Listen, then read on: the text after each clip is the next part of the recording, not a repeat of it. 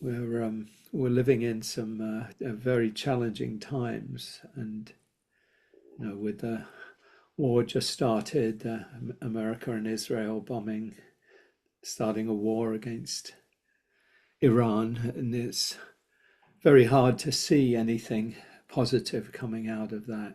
You get something started, and who knows where it's going to lead. So I'm very grateful to have these teachings and practices, what we call the Dharma, the Buddha's teachings and practices, as a way of really as a path to kind of being with difficult experiences, challenging times, and engaging, not to kind of hide our heads, under a stone or something, but to actually care about the suffering of the world and respond as effectively, as courageously, as compassionately as we can. So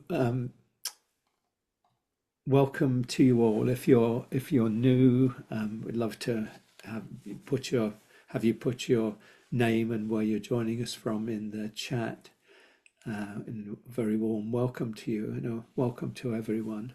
So I'm Hugh Byrne. I've been teaching with IMCW for about 20 some years, 22 years, 23 years. And this class we've been teaching a Sunday morning class all that time. And it's offered also by the Center for Mindful Living, which is under the umbrella of IMCW. And it's, I think of it as, very much a Sangha-focused wing of part of that larger community, and very much focused on engaging in the world. And so on behalf of IMCW and the Center for Mindful Living, a very warm welcome to you all. The format of the class is pretty straightforward. We'll begin with a meditation, about 20 minutes or so. And then Emily will lead us in some gentle movement, mindful movement. Then we'll have a talk on a particular Dharma theme. And the one for today, I hope will be very relevant for the times that we're living in. And then hopefully some time at the end for some sharing. So that's kind of the run of show, the format of the class. So it's good to be with you all. I'm just looking at the chat. Sasha from Mount Rainier, grateful to be here. Yeah, very warm welcome to you, Sasha, and to everyone.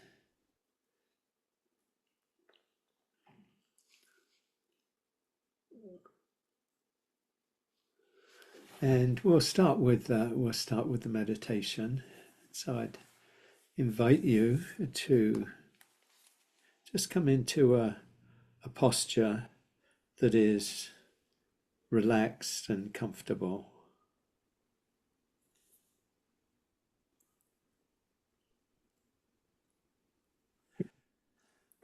So sitting with the back straight and inviting the shoulders to relax.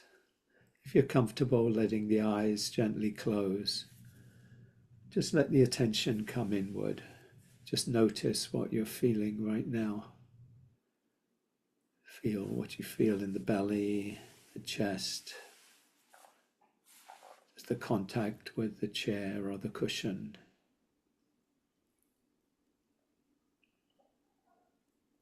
Just let yourself arrive and settle.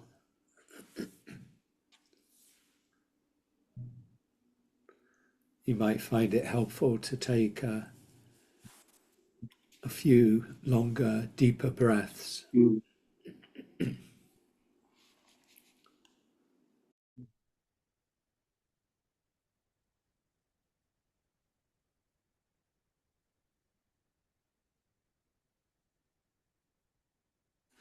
Just taking a nice full deep in breath, filling the lungs, filling the chest, and then releasing a long, slow out breath. Breathing in,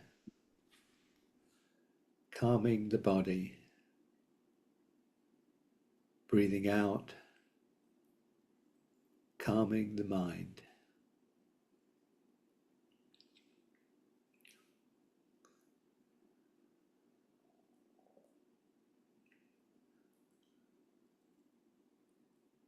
So let your breathing help you to just settle and arrive, just to be here. You might consciously put to one side plans for the future, thoughts about the past, things going on elsewhere, and just give yourself the opportunity to be as fully here as you can be for this period of meditation, for the time we're here together today.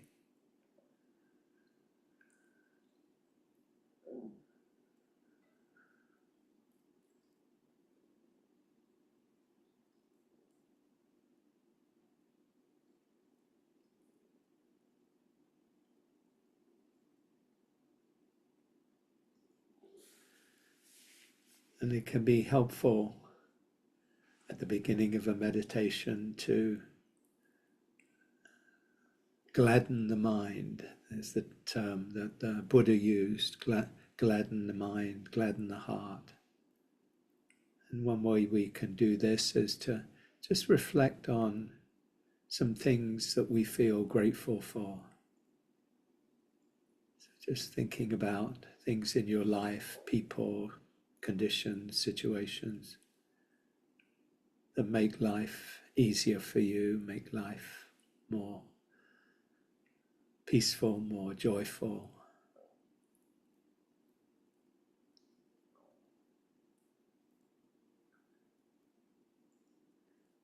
And just taking in a sense of appreciation for what you have. We easily focus on what's wrong or what we don't have. So just to consciously focus on gratitude, things we appreciate, we're grateful for.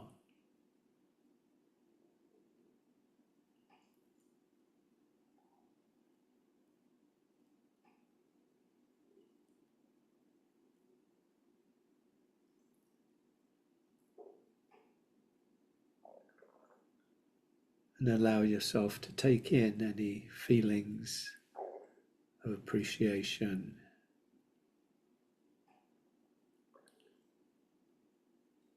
As you do this, you might consciously invite a smile or a half smile to your face.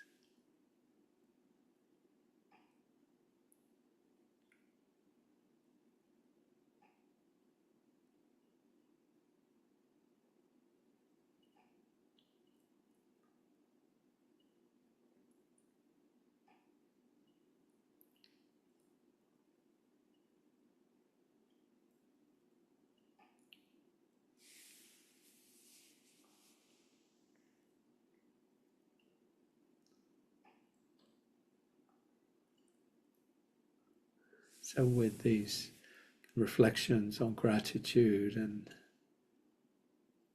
inviting the attitude of a smile, we can then open to whatever is arising in our experience in the body and the heart, the mind, the spirit.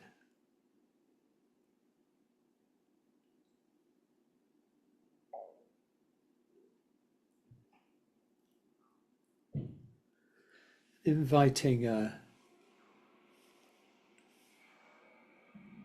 attitude of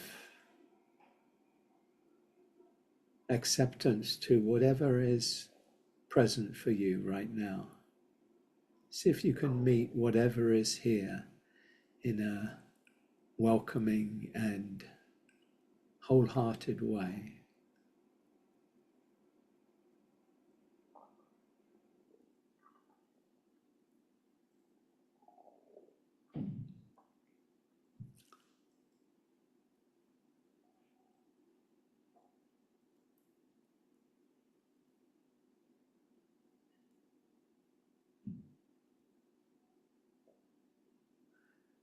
not trying to control your experience or change it, but just meeting it with kindness and with acceptance.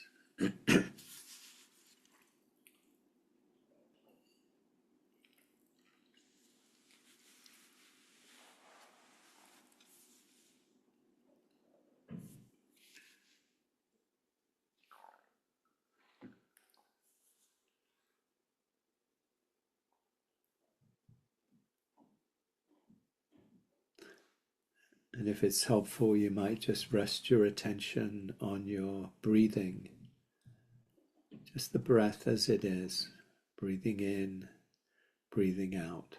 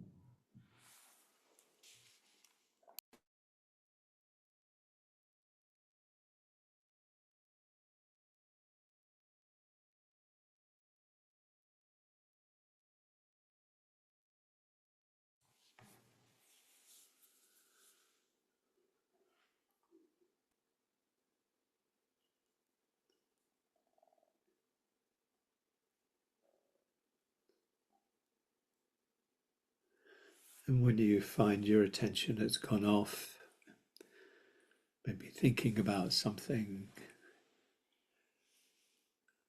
planning, remembering, daydreaming, worrying, just gently and kindly incline the mind back to the body, to the breath.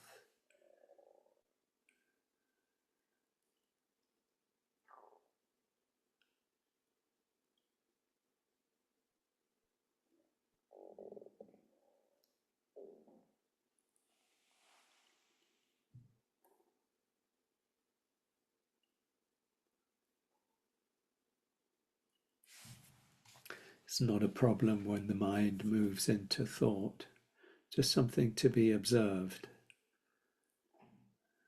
and to just choose to come back.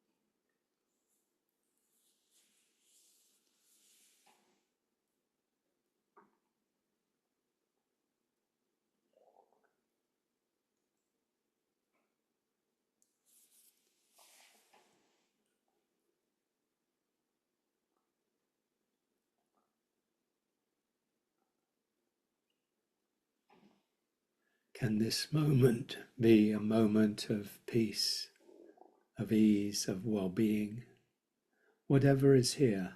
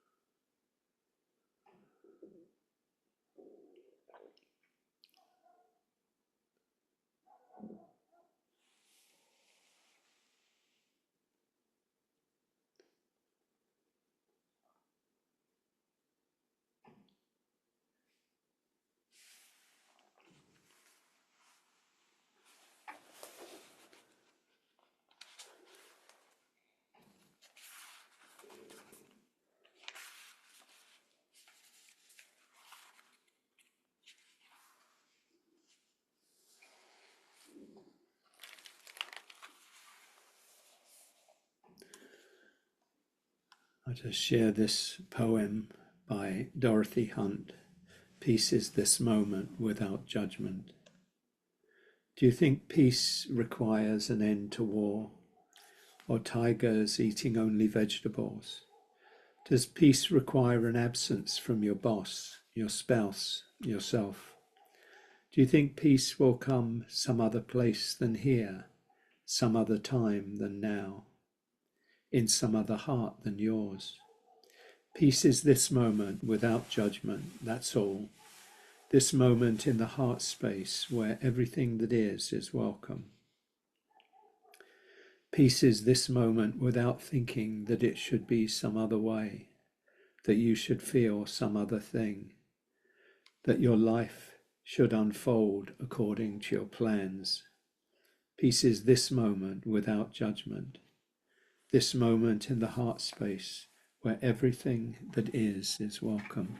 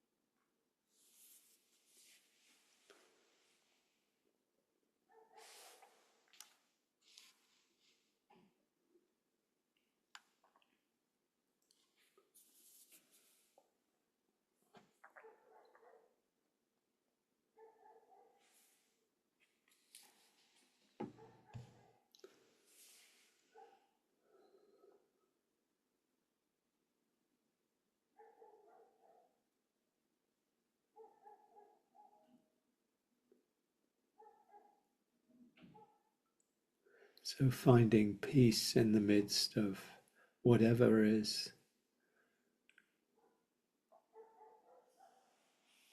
The weather system right now, internally, whatever's present for you, whatever the external conditions are. Can this moment be a moment of peace?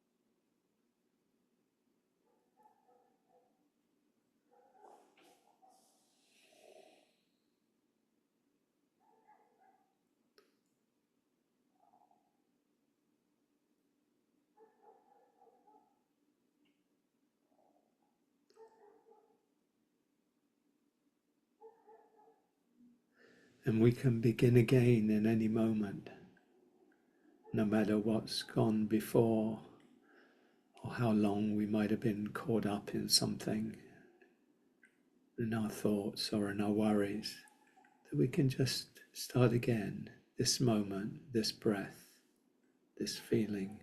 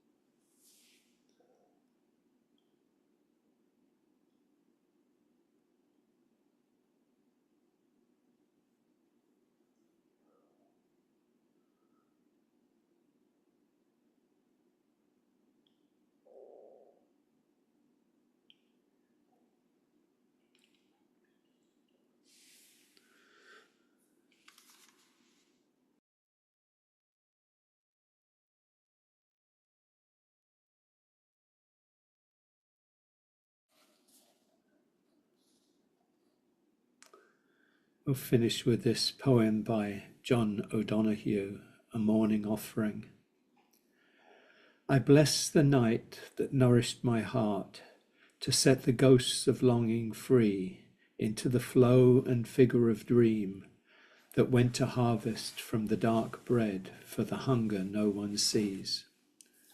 All that is eternal in me welcomes the wonder of this day, the field of brightness it creates, offering time for each thing to arise and illuminate.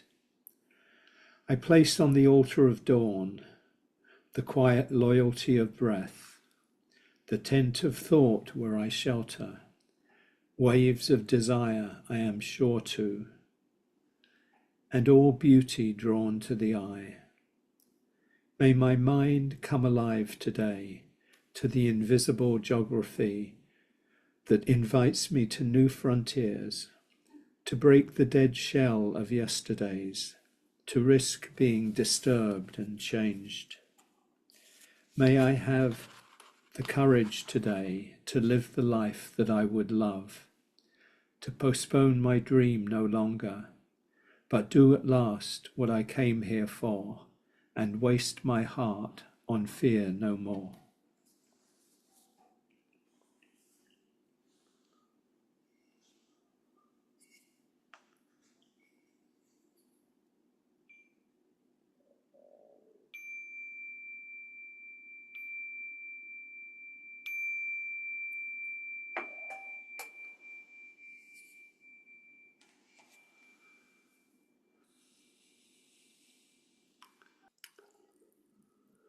So I would like to this morning share some reflections really about, I've got a little bit of a throat, about how we can live in the world with peace and with equanimity and with compassion and with courage, whatever the conditions are, And so the theme really is, how do we live with, there's a using the words of the poet Rilke, living with beauty and courage in turbulent times. His words, beauty and courage, from one of his letters to a young poet. He speaks about always trusting in the difficult, always trusting in the difficult. We tend to look at difficulties as obstacles, as things, that get in the way of us having the life we want or doing the things that we want. And Rilke invites us, and the Buddha definitely invites us, to shift our orientation, really, to see the potential for living with peace and with courage and with compassion, no matter what the conditions are. And we're living right now at a time which is really an extremely challenging one. It's everything that's going on around us, in the country and in the world.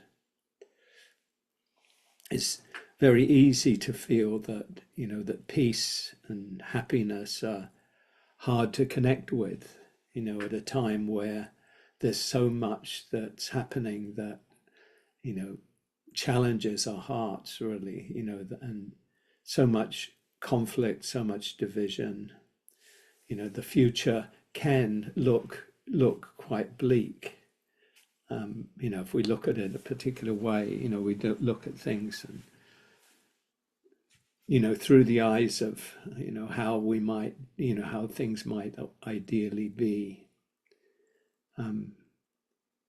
And it's easy to get caught up in anger and blame and judgment towards people who we think we see as causing suffering, or doing things that we don't like, that bother us or annoy us or whatever.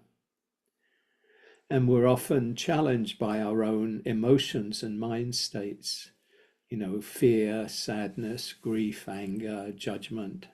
And these can be difficult to be with. So how do we live with peace and equanimity and compassion, caring for ourselves and caring for others in these challenging times? And how do we engage in the world and with the suffering of the world in ways that support peace and love and connection rather than division and conflict? The Buddhist path shows us how to find peace, whatever the conditions. And that was very much at the heart of the monks' walk for peace.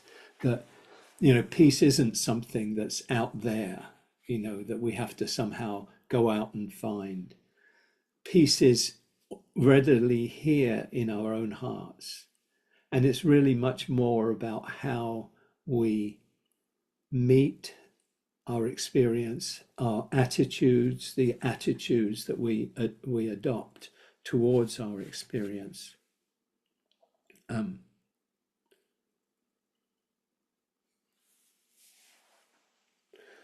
I think, if we think of ourselves and our own lives, I think that I see three kind of basic illusions or misunderstandings or misperceptions that can cause us suffering. One is believing that the world should be different than it is. This shouldn't be happening. These people shouldn't be doing this. There shouldn't be so many wars. There shouldn't be so many children who are malnourished. There shouldn't be. We could go through a whole litany of things. We shouldn't be, causing so much harm to the environment, our planet. So when we believe and act as though the world should be different than it is, we tend to suffer. How things are is not okay. The second is believing that people should be different than they are, and their actions should be different. These people that are going to war right now, they should be different. They shouldn't be doing this. They're doing harm. All the thoughts we might have and judgments we might have about them, about what's happening right now. And the third is believing that our own experience, our own feelings, our own emotions and thoughts and mind states should be different than they are. So, these three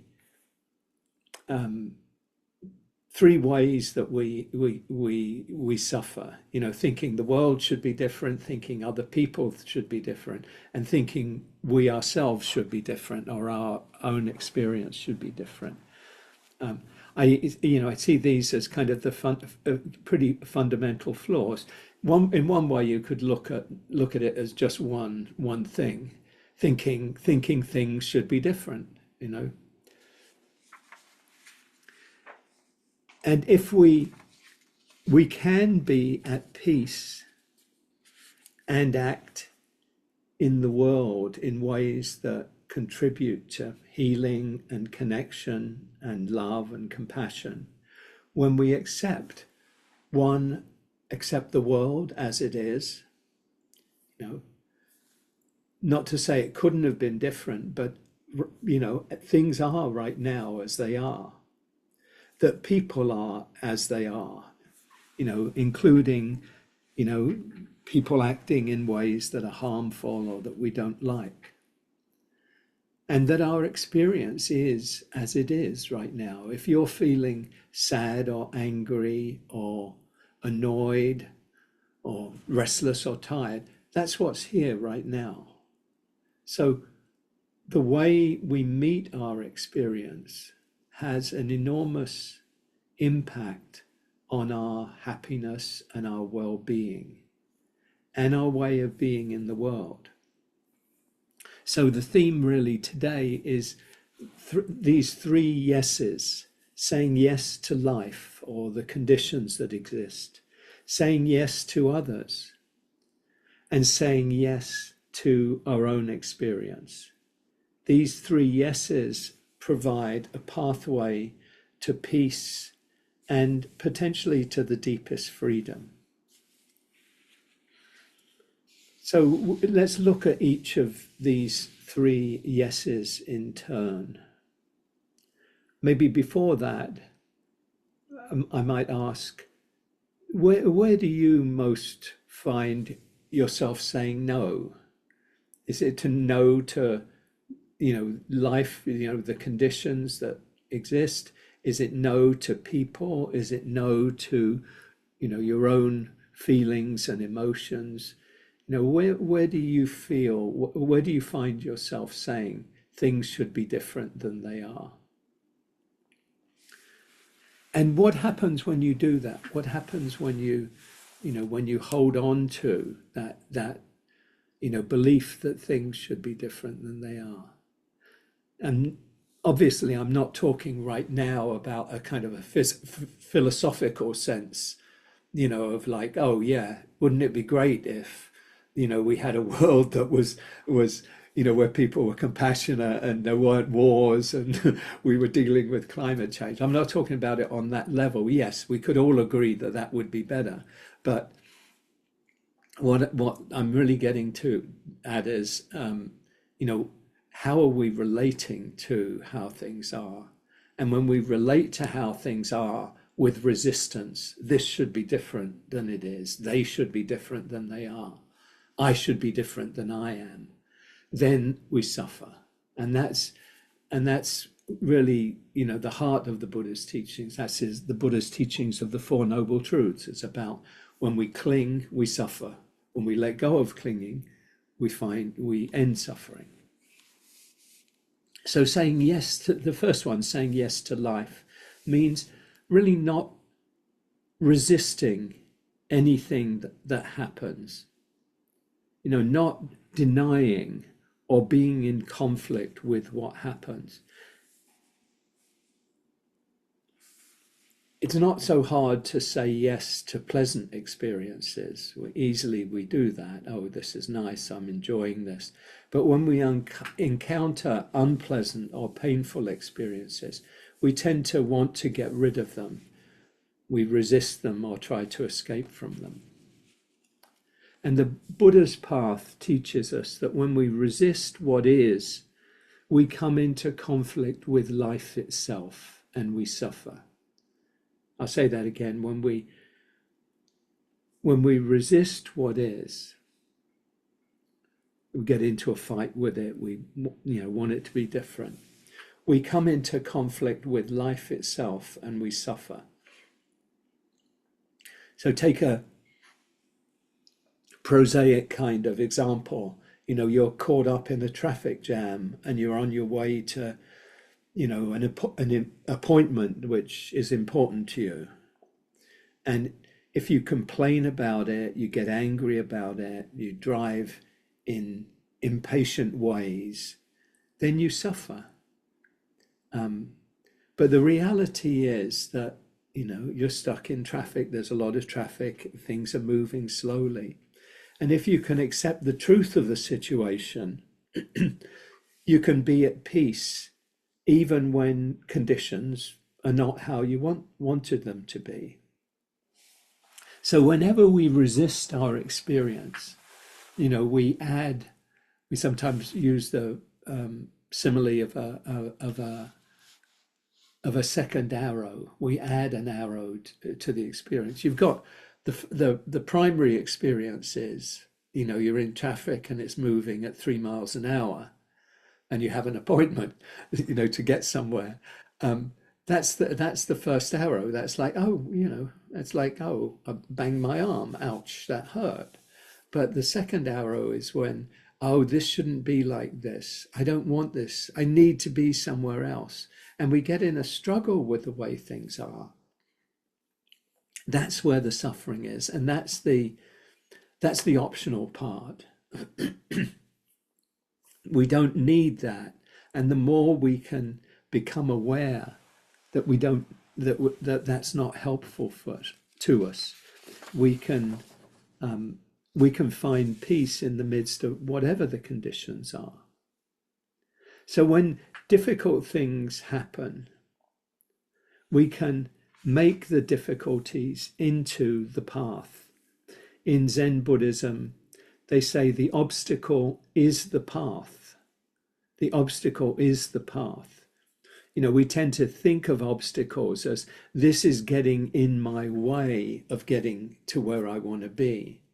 But if we shift the way we look at it and say, oh, this obstacle, if I'm experiencing it as an obstacle, then there's something in me that I need to look at, my relation to this.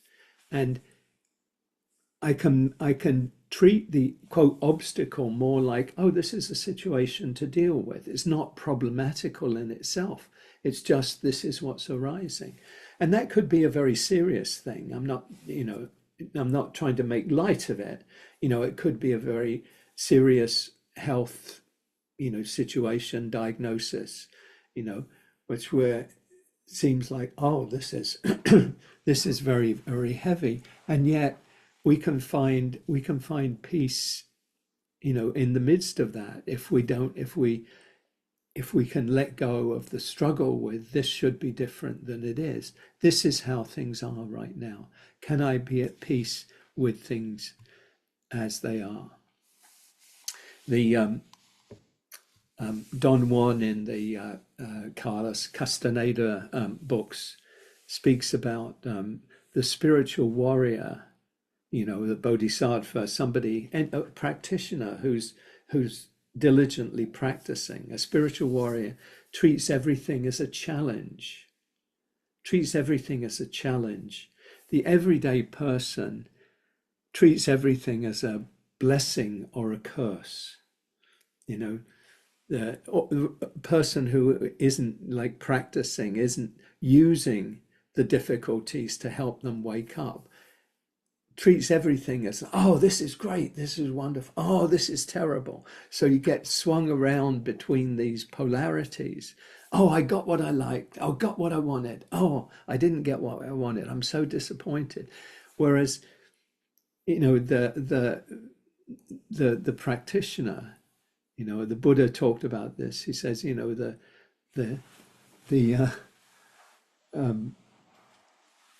and he has to have particular wording for it. The uninstructed worldling sees everything as, as in Don Juan's words, a blessing or a curse, kind of gets swung this way and that way by the worldly winds, by the winds of the world, that are always going to be blowing.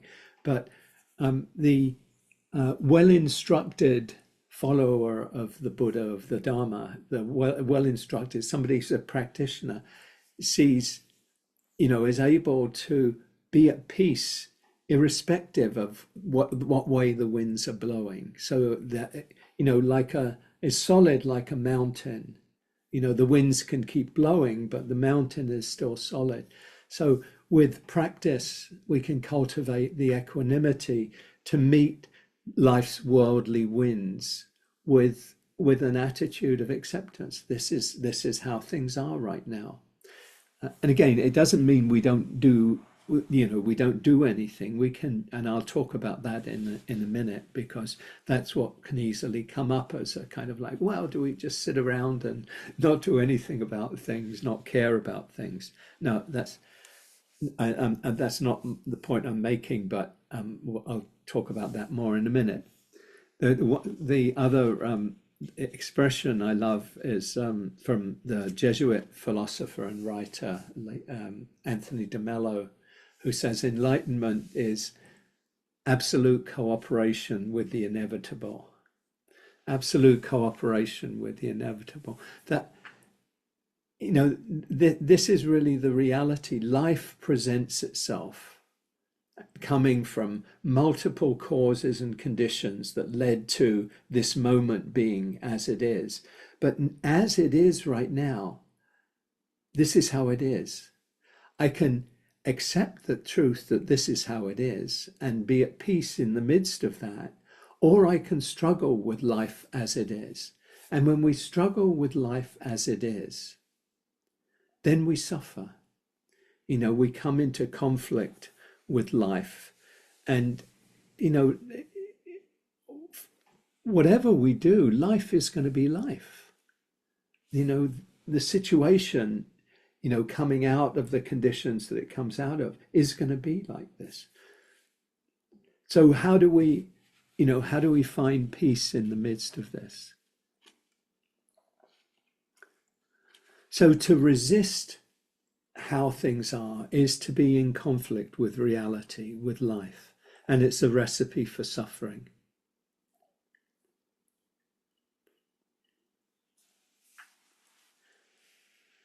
So it's not an easy practice, but we can cultivate the capacity through training the heart and the mind in meditation and investigation. We can train ourselves to say yes to what is. A difficult thing comes up. Okay, can I turn, rather than treating it as, oh, this is a problem, I've got to get rid of the problem. We say, okay, how do I relate to this in a way that doesn't lead to suffering? If we can say yes to life, yes to whatever is present, we can be at peace whatever the conditions are, whatever happens. That poem from William Blake, Eternity, he says, he who binds to himself a joy does the winged life destroy. But he who kisses the joy as it flies lives in eternity's sunrise. So Blake was a wonderful, amazing kind of mystic, but he captures here this sense of, if we want to hold on to the joy, oh, I love it, this is great, then he says destroys, it really destroys life, comes into a fight with life, and it plays a destructive role in that. But if you can enjoy, kiss the joy as it flies, you can be at peace in the midst of everything. So how would it be to say yes to what you would normally say no to? Is there anything in your life right now that you feel like you're saying no to? Are there any politicians out there that you're currently saying no to?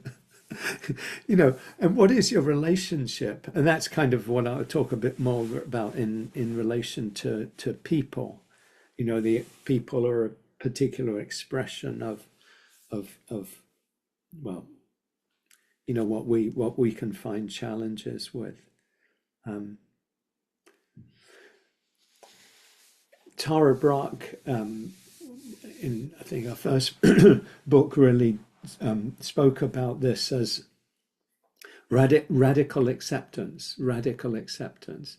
It's this deep-rooted, as the term radical, deep-rooted acceptance to what is alive, what is present. Now, as I mentioned before, it's easy to hear these teachings and what I'm saying here as like, okay, we just accept everything. And it can come across as passivity or inaction. But what do we do about things that are a real problem, that are causing suffering to people?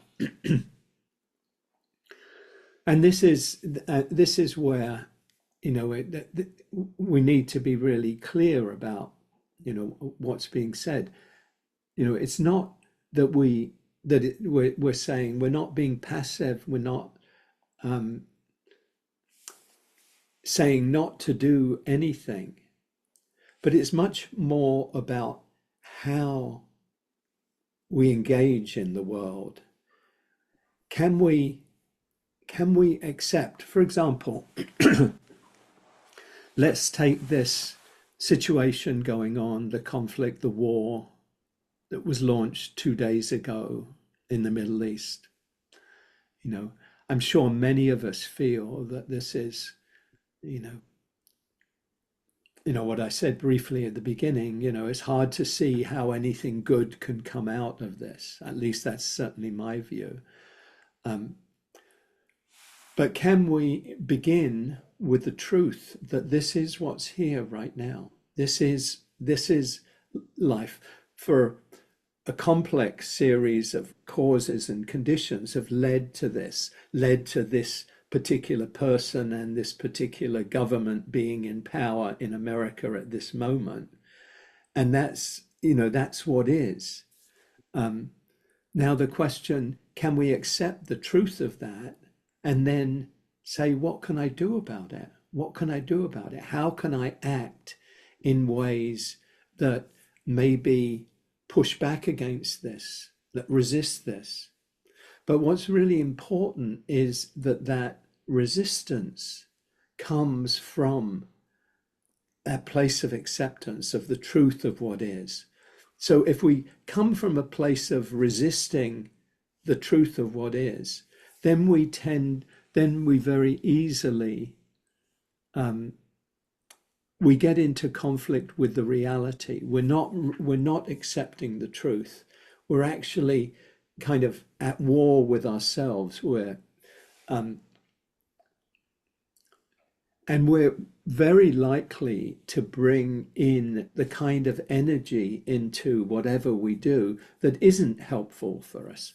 So if we're coming from a place of blame, judgment, denial, anger, then we're going to bring that into the mix of what we do, and it's likely to create more division, more conflict, and isn't going to lead to what we might how we might want to see things unfold. So what is really important is the inner acceptance of the truth of what is, and then we can act in ways that are helpful to bring about change. Eckhart Tolle, I think, is very kind of helpful in terms of framing this. He says, observe the mind, allow the present moment to be, then see what happens and take action if necessary or possible. Accept, then act. Whatever the present moment contains, accept it as if you had chosen it. Accept it as if you had chosen it. Always work with it, not against it. Make it your friend and ally, not your enemy. This will miraculously transform your life. So we work with life as it is, not denying life as it is. He has another framing of it. He says, ask this question. To be in alignment with what is means to be in a relationship of inner non-resistance with what happens. It means not to label it mentally as good or bad, but to let it be. Does this mean you can no longer take action to bring about change in your life, or in the world? On the contrary, when the basis of your action is inner alignment with the present moment, when the basis of your action is inner alignment with the present moment, your actions become empowered by the intelligence of life itself.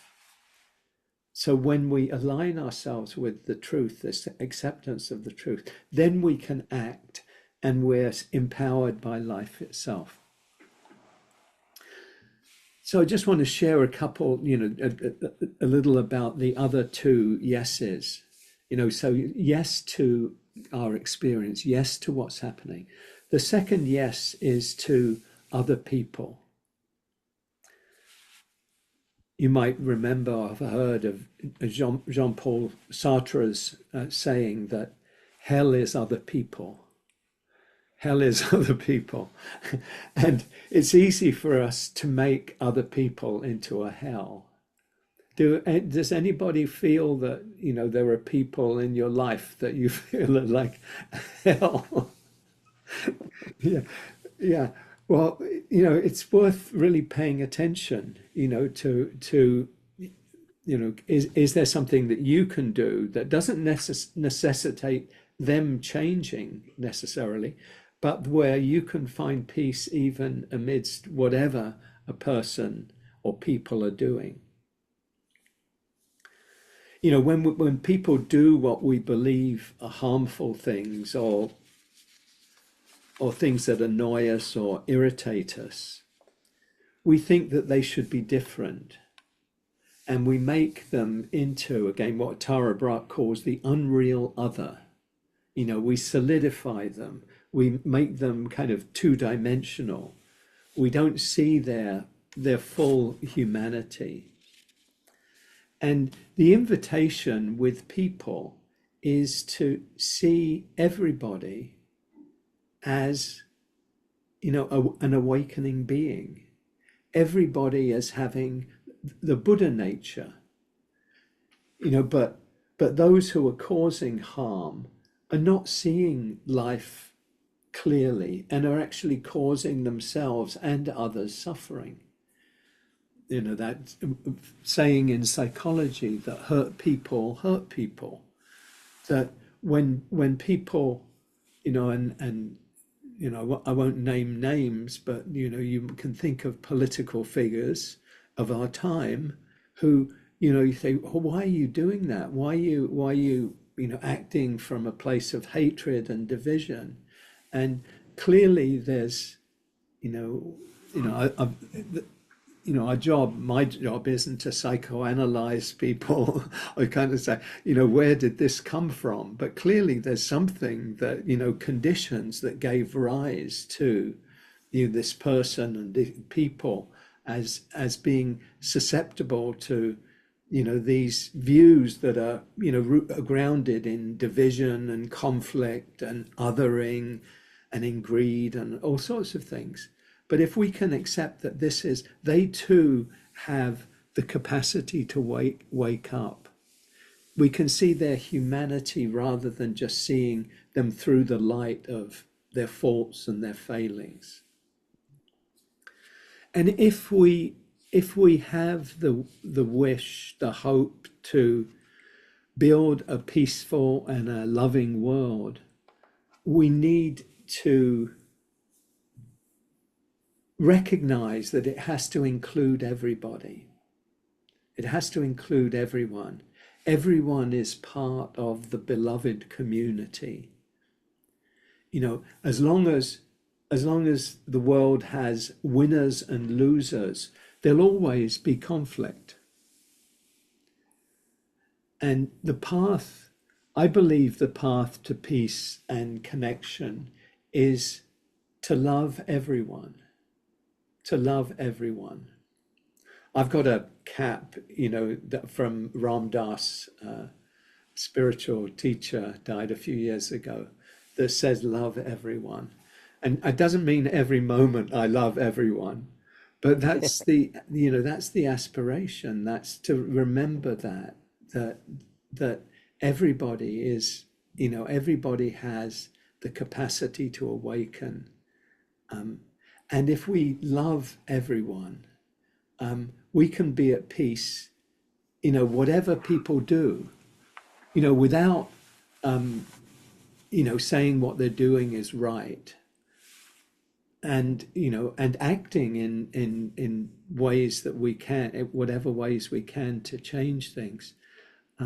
But doing it from this place of compassion, loving kindness, love.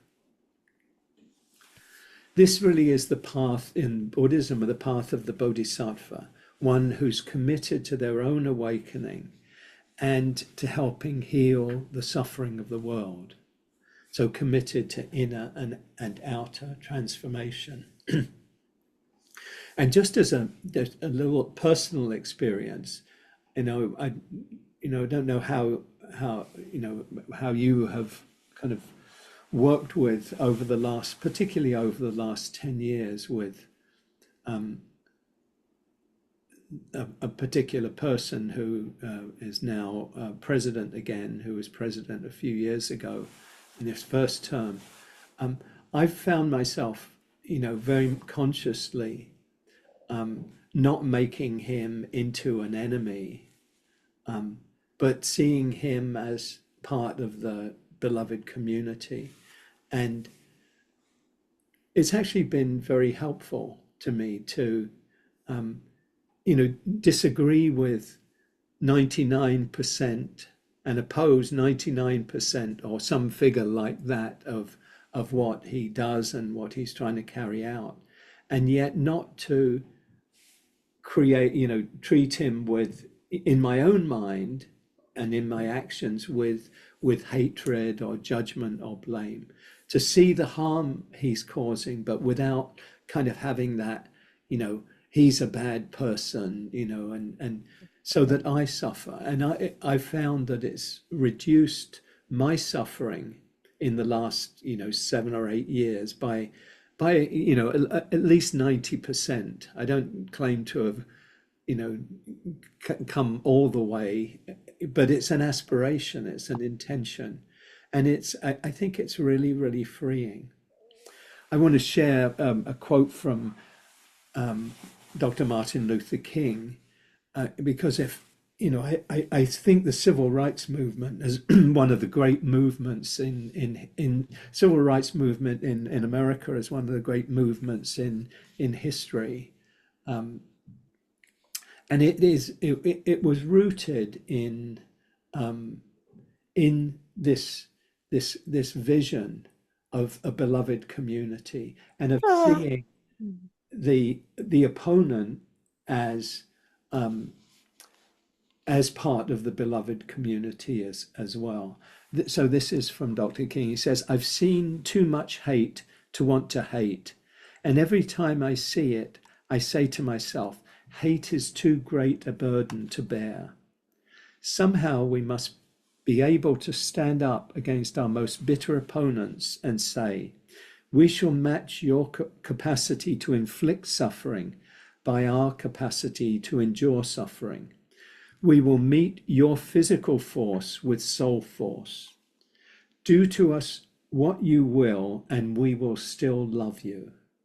Do to us what you will, and we will still love you. But be assured that we'll wear you down by our capacity to suffer, and one day we will win our freedom.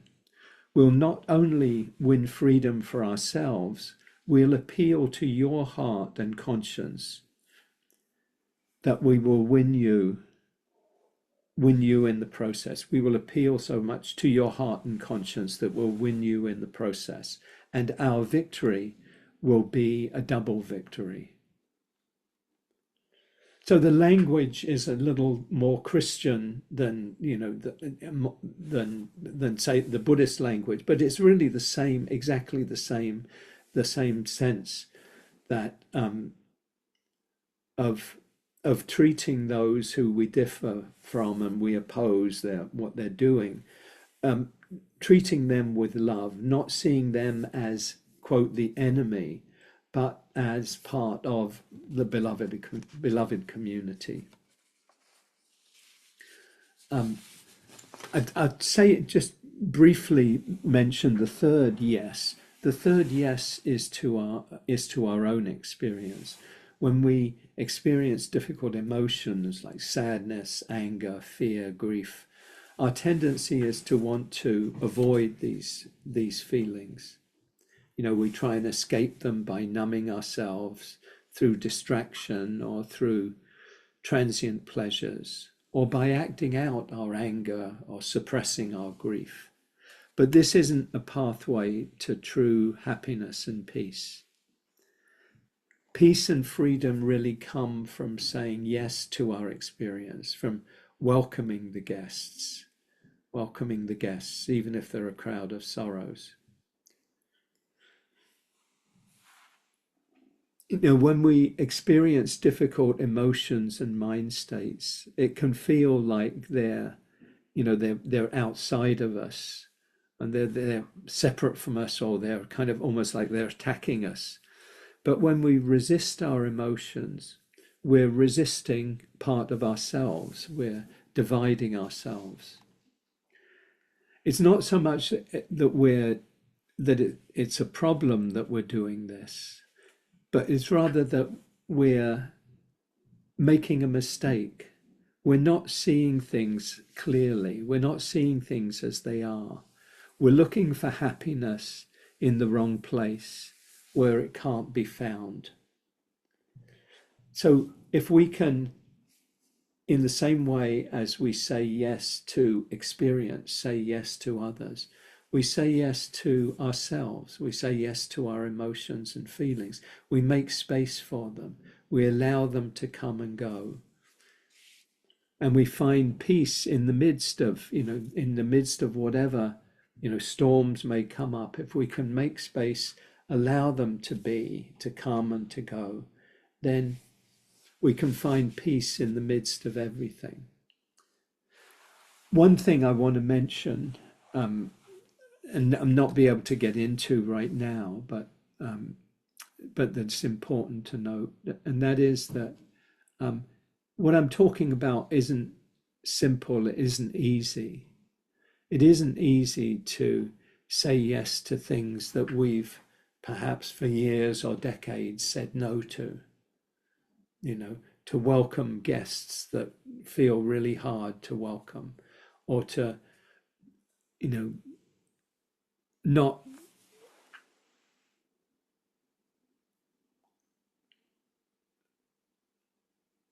with people to see them as part of the beloved community, to see them as having Buddha nature. It's not easy necessarily to do this, or to welcome and allow our feelings and emotions to be, to be present and to be as they are. And that's why we need kindness, we need compassion, we need to bring kindness to our own experience, to ourselves, as well as compassion to others. I'll just finish with a quote that I just heard recently, but I think it's a very helpful one. It's kindness heals what mindfulness reveals. Kindness heals what mindfulness reveals. So mindfulness brings into the light what is present, what it shows us, oh, this is what's here. And kindness allows us, kindness helps kind of make space for it, helps us hold the difficulties, helps us meet our own experience with kindness. So kindness heals what mindfulness, what awareness reveals. So just finishing by reflecting, how would it be to make it a central part of your practice, to say yes to what's difficult, what's coming up that's hard for you, saying yes to people that are challenging, that are difficult, and saying yes to your own experiences and emotions and feelings, making space for them. This shift in the way we look at our experience is, I think, one of the most important transformations that can take place in our spiritual practice and in our lives, to really be able to meet our experience in a different kind of way. We're kind of changing the way we look at things and saying, oh, this is an opportunity rather than a problem,